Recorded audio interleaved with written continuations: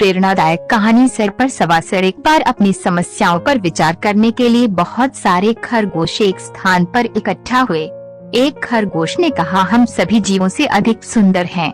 हमें खूंखार जानवर, पशु पक्षियों से हमेशा अपनी जान का खतरा बना रहता है। हमसे कोई भी नहीं डरता, लेकिन हम सबसे डरते हैं। मनुष्य भी हमारा मांस खाने में कभी नहीं हिचकिचाते, हमें अपने जीवन का पल पल खतरा बना रहता है। दूसरे खरगोश ने कहा, हाथी तो हमारा मांस नहीं खाते, लेकिन उनका शरीर इतना बड़ा है कि सैकड़ों खरगोश भाई हाथी के पैरों के नीचे कुचलकर मर जाते हैं। तीसरे खरगोश ने कहा, भाइयों, इस संसार में केवल शक्तिशाली ही जीवित रह सकते हैं। हम जैसे दुर्बल और छोटे जीवों का इस संसार में रहना बहुत मुश्किल है। मेरे विचार से तो हमारी समस्या का कोई समाधान नहीं है। सभी खरगोशों के निराशापूर्ण शब्द सुनकर एक बूढ़ा अनुभवी खरगोश बोला, मैंने अपनी समस्या का हल खोज लिया है, जो हमारे सभी कष्टों को दूर कर सकता है। हम सबको एक साथ नदी में कूदकर आत्महत्या कर लेनी चाहिए। मौत को गले लगाकर हम सारे दुखों से मुक्ति पा सकते हैं।